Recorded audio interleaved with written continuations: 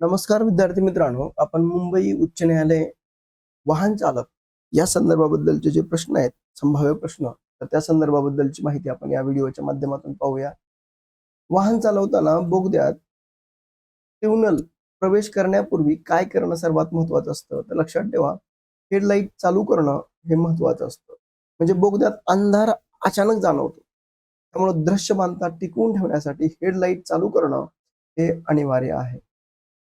पीयूसीचा संक्षिप्त पूर्ण रूपाचा अर्थ काय? तर पेट्रोल युनिट कंट्रोल हा त्याचा अर्थ आहे. पीयूसी म्हणजे पोल्युशन अंडर कंट्रोल, जे वाहनातून होणारं उत्सर्जन मर्यादित असल्याचं प्रमाणपत्र असतं.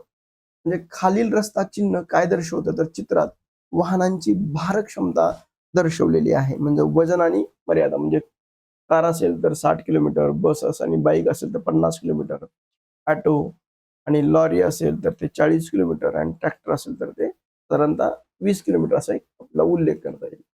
हे चिन्ह रस्त्यावरून किंवा पुलावरून जाणाऱ्या वाहनांची जास्तीत जास्त वजन मर्यादा, लोड लिमिट ही त्यातून दर्शवते.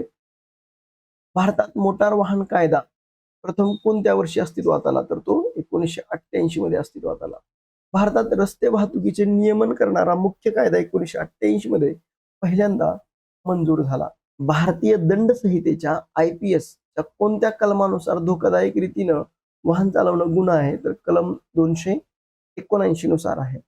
कलम 279 नुसार सार्वजनिक ठिकाणी लोकांच्या जीवितास धोका होईल अशा बेदरकारपणे वाहन चालवण्यावर कारवाई केली जाते. मोटार वाहनांमध्ये खालीलपैकी कोणती गोष्ट बाळगणं कायद्यानं निषेध आहे? तर ते आहे ज्वलनशील पदार्थ. सुरक्षिततेसाठी वाहनात स्फोटक किंवा ज्वलनशील पदार्थ ठेवण्यास सक्त मनाई आहे, कारण यामुळं अपघातात आगीचा धोका हा वाढतो. ट्रॅफिक सिग्नलवर लाल दिवा हे काय दर्शवतं? तर ते वाहन थांबवा हे त्यातून दर्शवतं. लाल दिवा म्हणजे वाहन पूर्णपणे थांबवा जोपर्यंत हिरवा सिग्नल मिळत नाही. त्याच्यानंतर पांढऱ्या वर्तुळात तिरकी रेघ ही वेग मर्यादा समाप्त आहे हे दर्शवतं. या चिन्हाचा अर्थ यापूर्वी लागू केलेले सर्व वाहतूक निर्बंध किंवा वेग मर्यादा आता संपली आहे असा होतो. त्यामध्ये मोटार वाहन कायदा कलम 112 अन्वये कशावर निर्बंध आहे? तर ते वेगाचा वर निर्बंध आहेत. कलम 112 हे चालकानं वाहनाची वेग मर्यादा ओलांडू नये यासाठी कायदेशीर तरतुदीशी संबंधित आहे. खालीलपैकी कोणते वाहन चालवताना इतर चालकांनी अतिरिक्त खबरदारी घेणं आवश्यक आहे? तर ती यल पाटी लावलेलं वाहन. म्हणजे यल पाटी असलेलं वाहन शिकाऊ चालक चालवत असल्यानं अपघात टाळण्याची शक्यता इतर चालकांनी त्यापासून सुरक्षित अंतर ठेवणं गरजेचं आहे.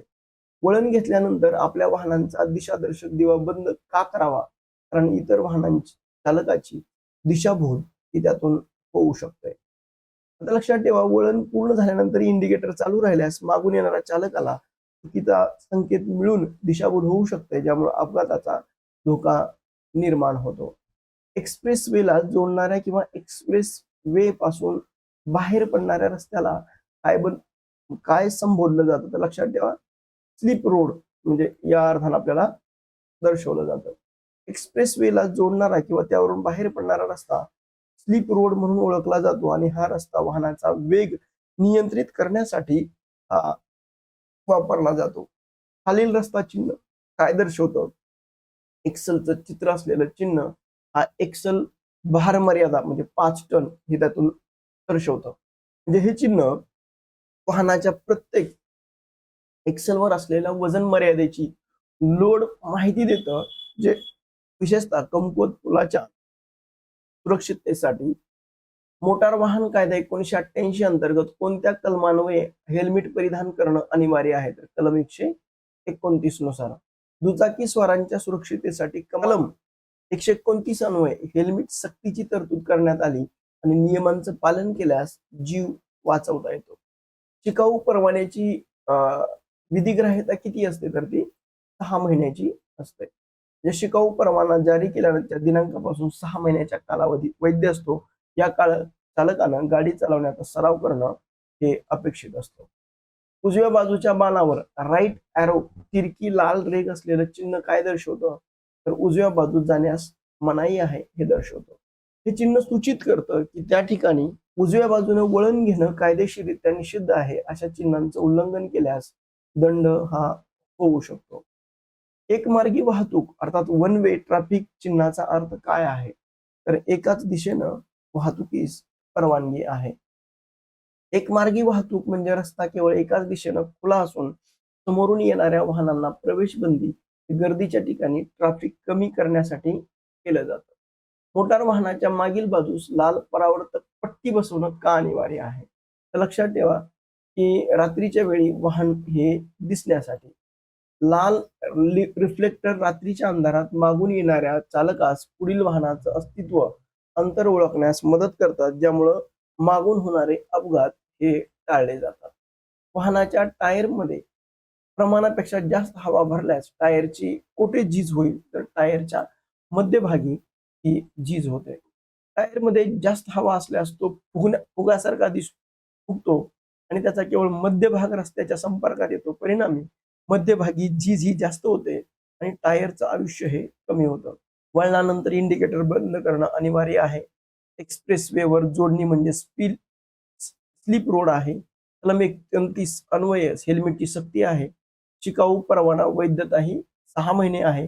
टायर प्रेशर योग्य राखणं टायरच्या आरोग्यासाठी महत्वाचं आहे. रिफ्लेक्टर रात्रीच्या अपघातांना हे रोखता येतं. जड वाहने हेवी व्हेकल्स रस्त्याच्या कोणत्या बाजूने चालवावीत? अर्थात ते डाव्या बाजूनं ही चालवावी. म्हणजे वाहतूक शिस्तीनुसार जड वाहनांनी नेहमी रस्त्याच्या डाव्या बाजूनं संत गतीनं प्रवास करणं हे अनिवार्य आहे. यामुळं इतर जलद वाहनांना ओव्हरटेक करणं सोयीचं जातं.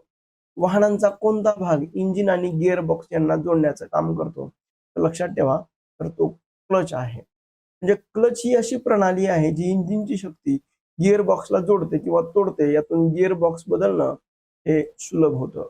वाहनाच्या बाजूच्या आरशामध्ये मागून येणारी वाहनं ही कशी दिसतात? तर प्रत्यक्ष अंतरापेक्षाही जवळ दिसतात. म्हणजे आरशात दिसणारी वाहनं ही प्रत्यक्ष दिसतं त्यापेक्षा जास्त जवळ असतात. हे चालकांना लक्षात घेऊन वळण आणि ओव्हरटेकिंगचा निर्णय घेता येतो.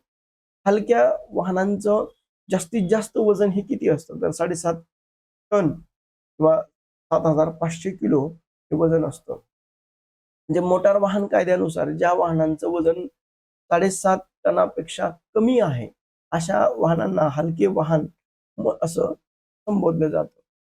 समृद्धी महामार्ग प्रकल्पाची जबाबदारी कोणती आहे? तर ती MSRDCची आहे. म्हणजे महाराष्ट्र राज्य रस्ते विकास महामंडळ म्हणजेच MSRDC ही संस्था समृद्धी महामार्गाचं नियोजन आणि अंमलबजावणी करत आहे. जड वाहने नेहमी डावी बाजू, क्लच, इंजिन गिअर जोडणारा आरसा, सावधगिरी, ओव्हरटेकिंग आणि MSDRC समृद्धी महामार्गाचं निर्माते LVM अर्थात वजन मर्यादा म्हणजे 7.5 टनापेक्षाही कमी वजनाची म्हणून आपल्याला उल्लेख करते.